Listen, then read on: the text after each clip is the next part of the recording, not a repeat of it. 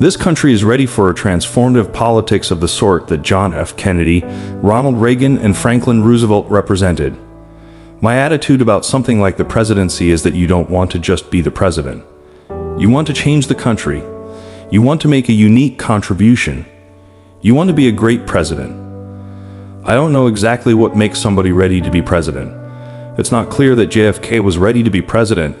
It's not clear that Harry Truman, when he was elevated, was ready, and yet, somehow, some people respond and some people don't.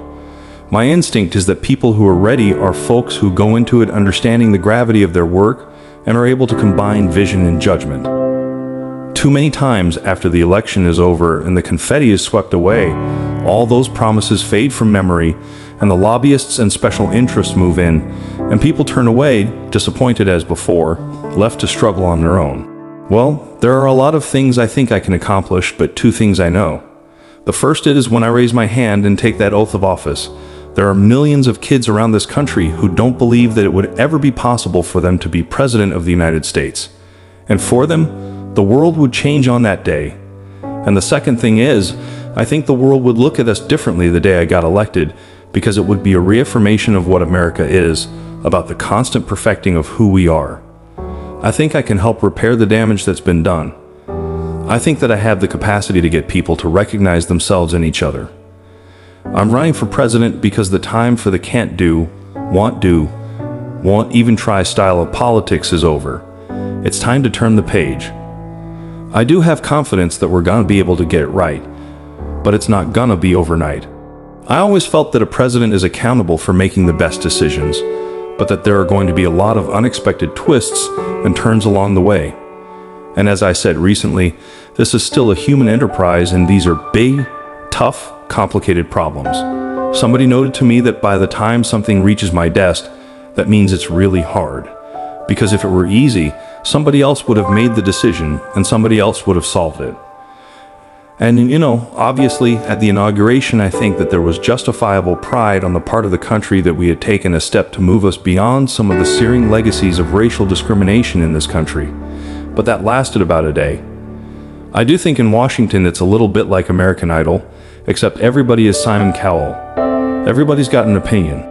Look, when you're in this job, I think every president who's had it is constantly humbled by the degree to which there are a lot of issues out there and the notion that one person alone can solve all these problems.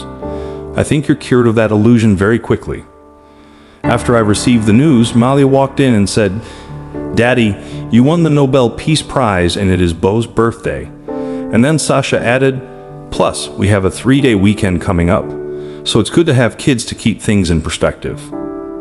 Exercise every day, seeing my family, keeping things in perspective, reading history, reminding yourself that this is a long-term proposition and you're not going to get everything exactly right, but hopefully, if you're moving things in the right trajectory, that things usually work out. Exercise every day, seeing my family, keeping things in perspective, reading history, reminding yourself that this is a long-term proposition and you're not going to get everything exactly right, but hopefully, if you're moving things in the right trajectory, that things usually work out. The worst thing about being president is all the noise, all the political games. It can be like a hall of mirrors, where just a few people are talking to each other and never breaking out of it. And Michelle is very good at making me focus not on the immediate orbit that we're in, but what's going on outside of it. Let's be clear here. 7 presidents have tried to reform a healthcare system that everyone acknowledges is broken. 7 presidents have failed up until this point. We live in history, and it's complicated, and things aren't always, completely clean. This is a town where once a screw-up happens, people can't just say, "Oak, that was a screw-up and let's fix it." There has to be, 2 weeks worth of cable chatter about it.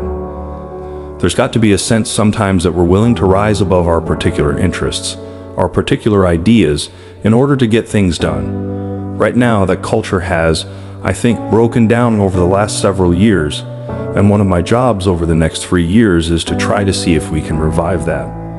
The one thing I'm clear about is that I'd rather be a really good 1-term president than a mediocre 2-term president, and I believe that. When your poll numbers drop, you're an idiot. When your poll numbers are high, you're a genius.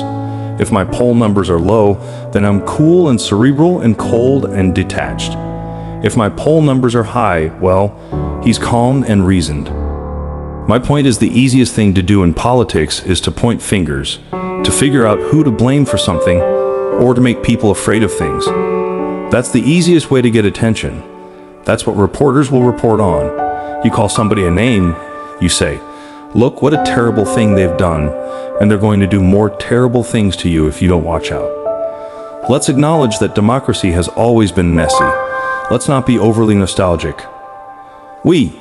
I've got a whole bunch of portraits of presidents around here, starting with Teddy Roosevelt, who tried to do healthcare reform and didn't get it done. The reason that it needs to be done is not its effect on the presidency. It has to do with how it's going to affect ordinary people who right now are desperately in need of help. I also have the shortest commute of anybody I know, and that makes a huge difference because it means no matter how long I'm working any given day, I can always go upstairs to see my wife and kids. And that's something I probably appreciate more than anything else about being here in the White House. You know, the Lincoln bedroom, I don't go into much, except when there are visitors. Every once in a while I'll sneak in, just to reread the Gettysburg Address. I will say that the South Lawn is extraordinary, and we built this place set out here that Malia and Sasha used to use a lot. They're now getting old enough where sometimes they don't use it as much as we expect. But I've got nieces and nephews and kids of staff come in, and there are times when I'm working here and I'll look out the window and suddenly somebody's on a swing or laughing as they go down a slide, and it reminds you of why we're doing what we're doing.